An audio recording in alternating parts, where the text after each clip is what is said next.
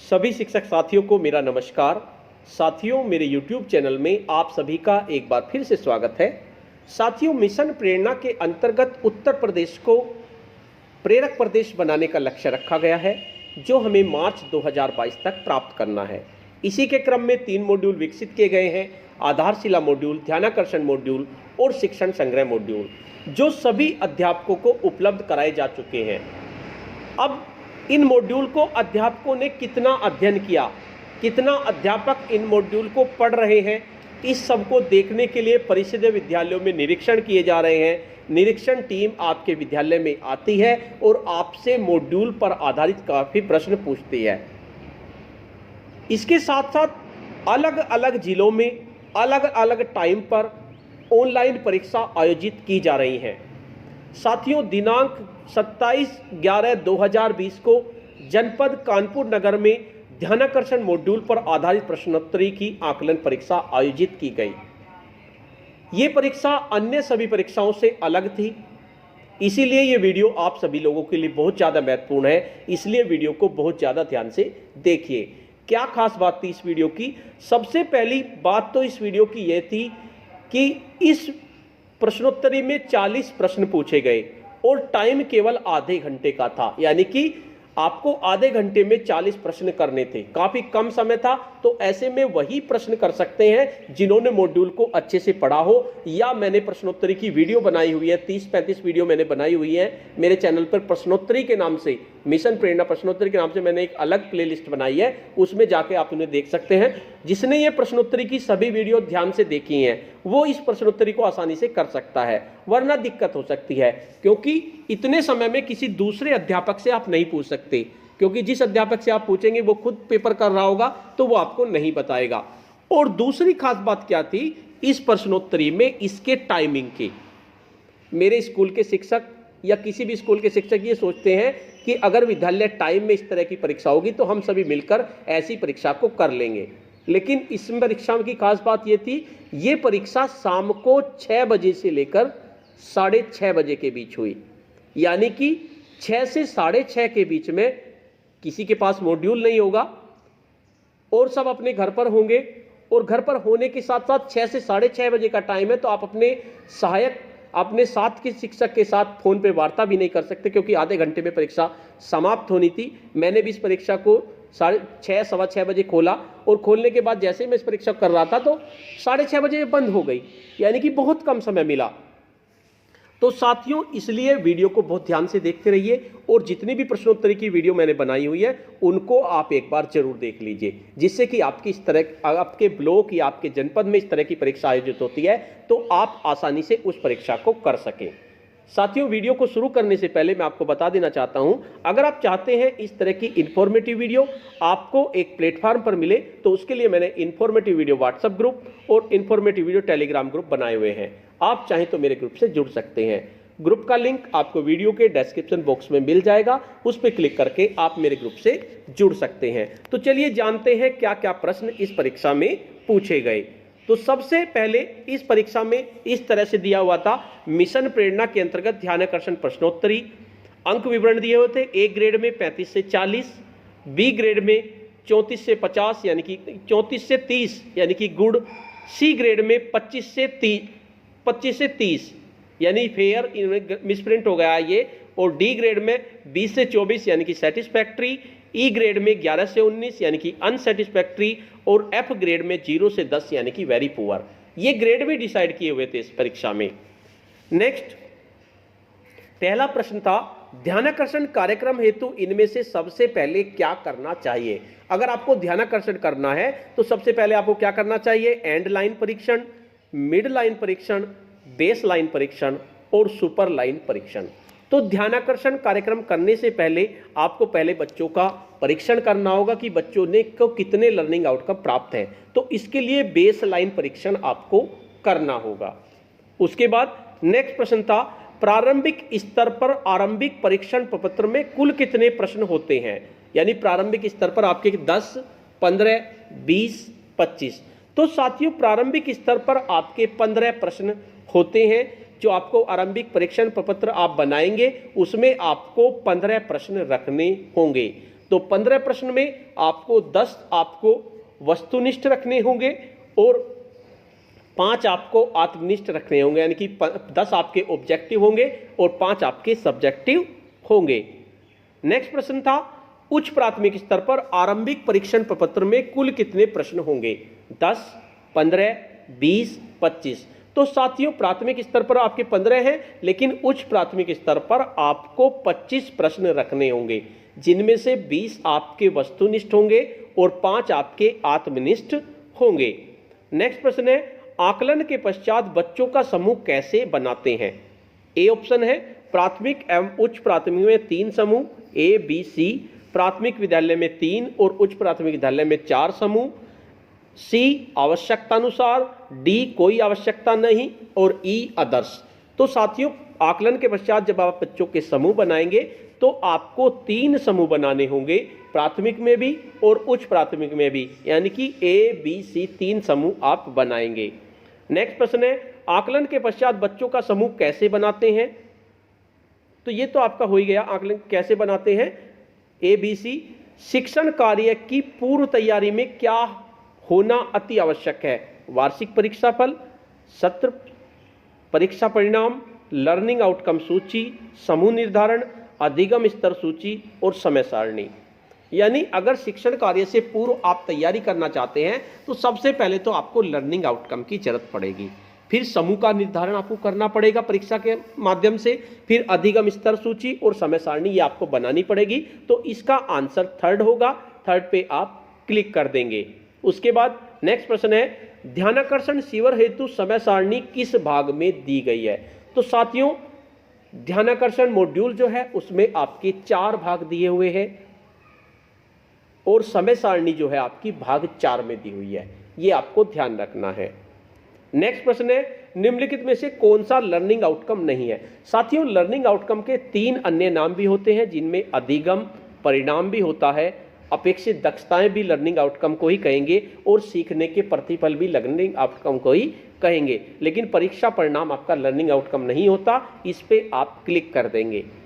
Next प्रश्न है आपका, लर्निंग गैप, ये ऐप गलत लिखा हुआ है, लर्निंग गैप का पता लगाने का सही समय क्या है? प्रथम सत्र परीक्षा, सत्र आरंभ में, वार्षिक परीक्षा के बाद, कभी भी।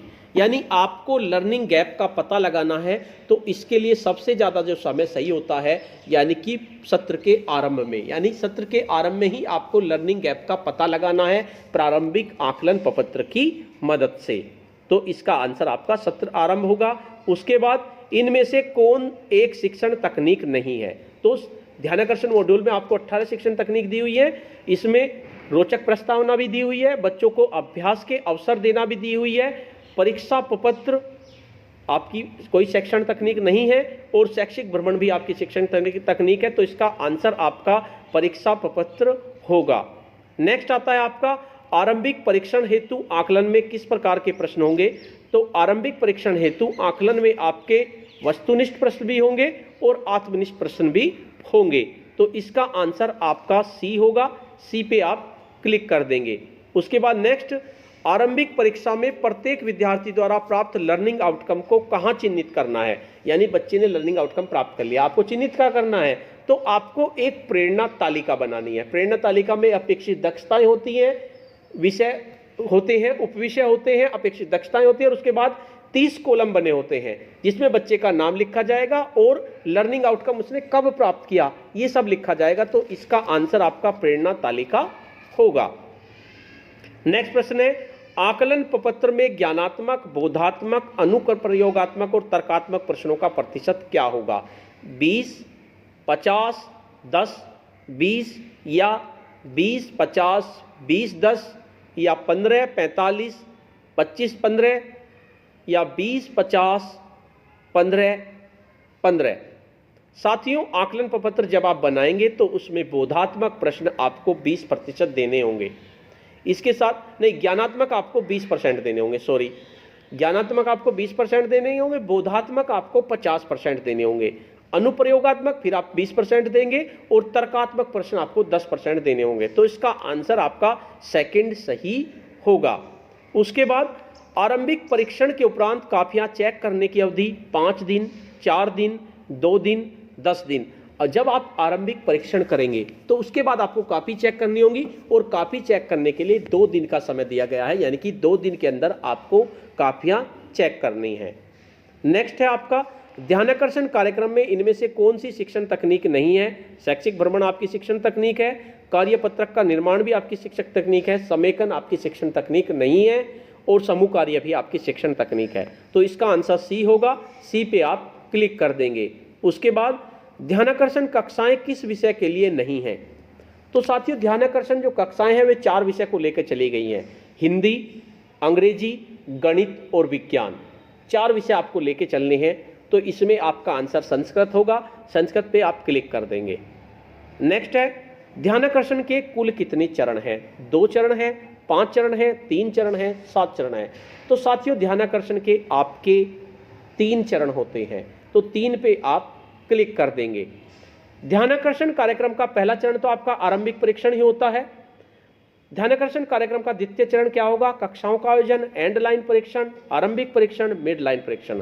तो ध्यानाकर्षण कार्यक्रम का जो आपका प्रथम चरण होता है वो आपका प्रारंभिक परीक्षण होता है और दूसरा चरण जो होता है उसका वो आपका कक्षाओं का आयोजन होता है, यानी कि आप बच्चों के समूह डिवाइड करके आपको कक्षाओं का आयोजन करना है। पहले चरण में आपको आरंभिक परीक्षण करना है, बच्चों के समूह डिवाइड करने, दूसरे में आपको कक्षाओं का आयोजन करना है, ध्यानाकर्षण सेवर आपको चलाना है। और तीसरे चरण में फिर आप सामान्य कक्षाओं के साथ उन बच्चों को पढ़ाएंगे। तो इसका आपका आंसर होगा कक्षाओं का आयोजन। नेक्स्ट है एक ही कक्षा में विद्यार्थियों का अधिगम स्तर होता है एक समान, अच्छा, बहुत खराब, अलग अलग। तो एक ही कक्षा में विद्यार्थियों का अधिगम स्तर साथियों अलग अलग होता है, तो अलग अलग पर क्लिक कर देंगे। साथियों अब बात करते हैं, अभी तो काफ़ी प्रश्न बचे हुए हैं, बीच में मैं आपको बता देता हूं, ये काफ़ी महत्वपूर्ण प्रश्न है, इसलिए इनको आप लिख लीजिए, वरना आप इनकी पीडीएफ को डाउनलोड कर लीजिए।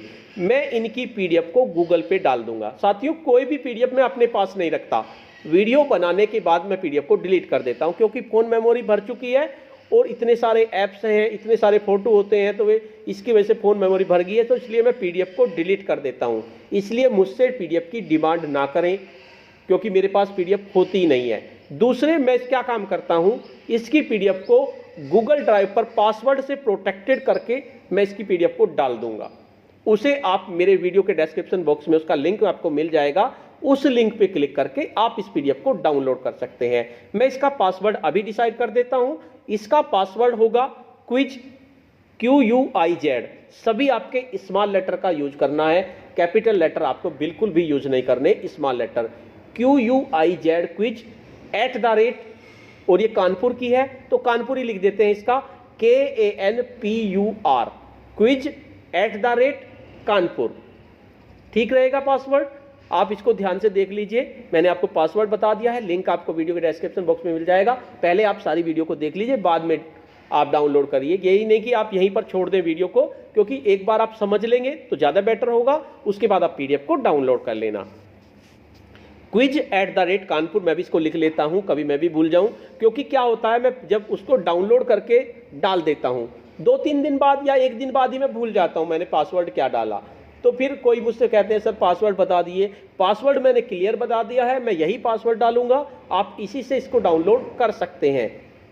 तो चलिए आगे बढ़ते हैं। लर्निंग गैप LG का पता लगाने के लिए क्या फॉर्मूला है, यानी learning gap LG = AO - EO, LG = AO - LO, LG = EO - AO, LG = LO - AL।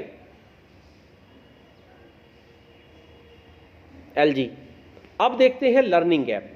यह लर्निंग गैप से हमारा मतलब है जब बच्चों का एक्सपेक्टेड आउटकम्स, एक क्लास का एक एक्सपेक्टेड आउटकम्स होता है कि इस बच्चे पे इतना आ जाना चाहिए, ये तो होता है एक्सपेक्टेड आउटकम्स यानी EO। और लेकिन हम देखते हैं हमारे कुछ बच्चे ऐसे हैं जिनका एक्सपेक्टेड आउटकम्स है, उनका एक्चुअल आउटकम्स उससे कम है, यानी कि जितना आउटकम्स होना चाहिए उतना नहीं है, यानी एक्चुअल आउटकम्स अलग है, एक्सपेक्टेड आउटकम्स अलग है। यानी एक्सपेक्टेड आउटकम्स में से अगर एक्चुअल आउटकम्स को घटा दें तो वो हमारा होता है लर्निंग गैप। तो इसका आंसर होगा learning gap = expected outcomes - actual outcomes. Next प्रश्न है आकलन पश्चात प्राथमिक स्तर पर कितने समूह का निर्धारण होगा? 4, 5, 3, 2।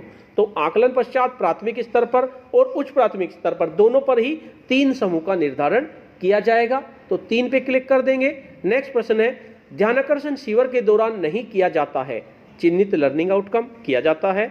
ऑप्शन 5, ये तो कुछ हुआ ही नहीं। प्रोजेक्ट कार्य भी किया जाता है, नवाचार का प्रयोग भी किया जाता है, छात्रों में भिन्नता नहीं की जाती। तो इसमें आपका आंसर छात्रों में भिन्नता है, इस पे आप क्लिक कर दीजिए। नेक्स्ट प्रश्न है, प्रगति के सतत आकलन को कहा जाता है। तो प्रगति का सतत आकलन अगर आप बच्चों का कर रहे हैं तो इस तरह के आकलन को आप रचनात्मक आकलन कहते हैं। तो इसका आंसर आपका रचनात्मक आकलन होगा। नेक्स्ट प्रश्न है, टीएलएम का हिंदी रूपांतरण है शिक्षण अधिगम सामग्री, शिक्षक अधिगम सामग्री, तकनीकी अधिगम सामग्री, शिक्षक छात्र सामग्री।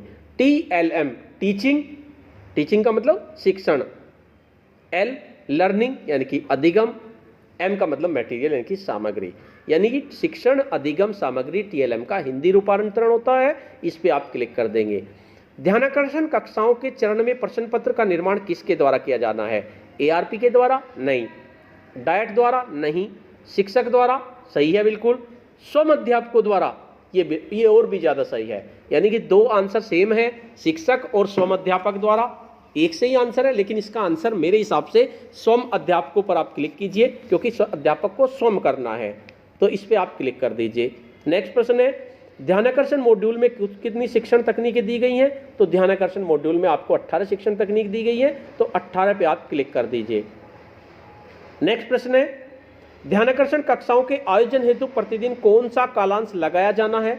तो ध्यानाकर्षण कक्षाओं का आयोजन जब होगा अब कोरोना की वजह से, तो प्रथम कालांश आपका ध्यानाकर्षण का ही होगा। नेक्स्ट है आपका, ध्यानाकर्षण शिविर में प्रतिदिन कितने समय का कार्य दें? तो ध्यानाकर्षण शिविर की बात करें तो ध्यानाकर्षण शिविर में आपको 60 मिनट लगाने हैं, लेकिन अगर जैसे अब जो चलेगा ध्यानाकर्षण का प्रथम कालांश वो आपका 40 मिनट का होगा। तो इसमें आप ध्यान रखना, इसमें 60 होगा ध्यानाकर्षण शिविर में आंसर।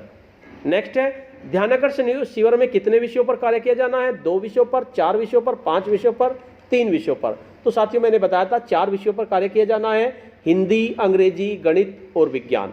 तो 4 विषयों पर इसका आंसर सही होगा। नेक्स्ट है आपका, ध्यानाकर्षण शिविर में समुदाय का सहयोग लेना चाहिए? हाँ, नहीं, पता नहीं।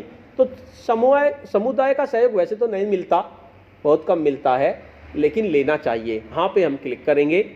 नेक्स्ट है आपका, ध्यानाकर्षण के किस भाग में शिविर की अवधारणा स्पष्ट की गई? साथियों भाग से संबंधित बहुत प्रश्न आते हैं। मैं चाह रहा हूं कि एक वीडियो ऐसी बनाऊं जिसमें तीनों मॉड्यूल्स के सभी भागों के सभी पार्ट के बारे में मैं आपको बताऊं कि किस भाग में क्या दिया हुआ है। जल्द ही मैं ऐसी वीडियो बनाऊंगा कि जिसमें सभी भागों के बारे में हमें पता चल जाए। तो देखते रहिए। तो जो शिविर में अवधारणा जो दी गई है ध्यानाकर्षण की, ये आपकी भाग 2 में दी गई है। तो मैं वीडियो जल्दी ही बनाऊंगा, आप उसको भी देखिए, उससे आपको सभी भागों का पता चल जाएगा, क्योंकि ज़्यादातर प्रश्न भाग से संबंधित जरूर आता है किसी भी प्रश्नावली में। नेक्स्ट, इनमें से कौन सा ध्यानाकर्षण की शिक्षण तकनीक नहीं है? सामूहिक के कार्य बिल्कुल है, बैठक व्यवस्था ये भी आपकी है, सरल से कठिन की ओर ये भी है आपकी, अधिगम चक्र नहीं है शायद। तो 18 शिक्षण तकनीक है, इसमें अधिगम चक्र नहीं दिया हुआ है, तो इस पर आप क्लिक कर देंगे। नेक्स्ट है आपका, ध्यानाकर्षण कार्यक्रम के अंतर्गत संचालित शिविर बच्चों के अधिगम स्तर के अंतर को करने में काफी मदद करता है, कम अधिक बराबर समझने में। यानी बच्चों के अधिगम स्तर में जो अंतर होता है, लर्निंग गैप को कम करना है, तो कम इसका आंसर सही होगा, कम पे क्लिक कर देंगे। नेक्स्ट है आपका, ध्यानाकर्षण कार्यक्रम कब तक चलता रहेगा? सत्र के आरंभ में, सत्र के अंत में, कभी भी, पूरे शैक्षिक सत्र। तो ध्यानाकर्षण कार्यक्रम आपका पूरे शैक्षिक सत्र चलेगा, तो इस पे आप क्लिक कर देंगे पूरे शैक्षिक सत्र पे। नेक्स्ट है आपका, प्रत्येक ध्यानाकर्षण शिविर कितने दिन का रखा गया है? तो ध्यानाकर्षण शिविर आपका 50 दिन का रखा गया है, 50 पे आप क्लिक कर देंगे। नेक्स्ट है आपका, ध्यानाकर्षण शिविर के उपरांत क्या अलग से कक्षाएं लगाई जाएंगी? नहीं, अलग से कक्षाएं नहीं लगेंगी, आपको उसमें ही आपको पहले पीरियड में आपको ध्यानाकर्षण शिविर की कक्षाएं चलानी होंगी, तो नहीं इसका आंसर सही होगा। नेक्स्ट है आपका, बच्चों का चिन्हांकन ध्यानाकर्षण मॉड्यूल के किस भाग में वर्णित है? यानी आपको बच्चों का चिन्हांकन करना है। तो शिविर आपका 2 में था, तो 2 में ही होगा ये भी, तो इसका आंसर भी आपका दूसरे भाग होगा। नेक्स्ट है आपका आकलन पत्र कितने परीक्षण हेतु बनाते हैं? साप्ताहिक परीक्षण, पश्च परीक्षण, आरंभिक परीक्षण, वार्षिक परीक्षा। यानी कि आकलन प्रपत्र जो बनाना है आपको आरंभिक परीक्षा के लिए बनाना है, तो इसका आंसर आपका आरंभिक परीक्षा होगा। नेक्स्ट आता है आरंभिक परीक्षा के पश्चात सी समूह में शामिल बच्चों के लर्निंग आउटकम में प्राप्त होंगे। यानी आरंभिक परीक्षा में आपको 3 अंक का एक प्रश्न देना है। यानी अगर प्रारंभिक परीक्षण करना है आपको प्राइमरी का, तो 15 प्रश्न देने हैं, यानी 15 × 45 नंबर का आपका पेपर होगा। और जूनियर में आपके 25 प्रश्न देने हैं, यानी 25 × 75 का होगा। और 3 अंक देने का हमारा मतलब है कि बच्चे ने बिल्कुल सही किया तो उसे 3 अंक दे दो, बच्चे ने आंशिक रूप से सही किया तो उसे 2 अंक दे दो, और बच्चे ने बिल्कुल भी नहीं किया तो उसे 1 अंक दे दो, यानी कि 1 अंक दे दो या 0 दे दो। तो अगर सी, अब फिर उसके बाद डिवाइड करना है, तो 3 वाला तो आपका ए में आ जाएगा, 2 वाला आपका बी में आ जाएगा, तो सी में आपका 1 अंक वाला आएगा। तो 1 अंक पे आप क्लिक कर दीजिए। नेक्स्ट है आपका आरंभिक परीक्षण आकलन प्रपत्र में कक्षा 4 के कुल कितने वस्तुनिष्ठ और वास्तवनिष्ठ होंगे? तो कक्षा 1 से लेकर 5 तक का जो आप आकलन प्रपत्र बनाएंगे तो उसमें 15 प्रश्न लेने हैं हमें। तो 15 में 10 तो आपको वस्तुनिष्ठ लेने हैं और 5 आपको आत्मनिष्ठ लेने हैं। तो 4 में भी यही होंगे, 10 और 5 पे आप क्लिक कर देंगे। तो इस तरह से ये आपकी परीक्षा हुई। इसमें 40 प्रश्न पूछे गए। मैंने कोशिश की है सभी 40 प्रश्नों को सही से जवाब देने की। हो सकता है 1-2 प्रश्न कंफ्यूजिंग हो या मेरा आंसर गलत हो, तो साथियों आप उसको देख लेना। तो साथियों तैयारी कर लीजिए, पता नहीं कब कहाँ परीक्षा हो जाए। और अगर इस तरह की परीक्षा होती है कि आधे घंटे में हो और किसी छुट्टी के दिन हो या शाम के समय हो, तो फिर हम अपने साथियों से मदद भी नहीं ले सकते और मैं भी आपकी कोई मदद नहीं कर सकता। तो साथियों अगर आपके ब्लॉक में इस तरह की परीक्षा आयोजित होती है, एक तो मुझे लिंक भेज दीजिए जिससे कि मैं उसकी वीडियो बनाकर अपने शिक्षक साथियों को बता सकूं। दूसरा, मैंने 35 से 40 वीडियो बनाई है प्रश्नोत्तरी की, आप उनको देख लीजिए, आपकी अच्छी से तैयारी हो जाएगी। क्योंकि पता नहीं कब किस पर गाज गिर जाए। आपके विद्यालयों में निरीक्षण भी हो रहे हैं, आकलन प्रपत्र भी आ रहे हैं, तो इसको ध्यान से देख लीजिए। तो साथियों आपको ये वीडियो कैसी लगी? अगर आपको ये वीडियो अच्छी लगी तो इस वीडियो को लाइक कीजिए, शेयर कीजिए और वीडियो पे कमेंट्स कीजिए। और अगर आप मेरे चैनल पे नए हैं, पहली बार चैनल को देख रहे हैं, तो चैनल को सब्सक्राइब कर लीजिए और बेल के आइकन को प्रेस कर दीजिए जिससे कि आपको नेक्स्ट वीडियो का नोटिफिकेशन मिल सके। धन्यवाद।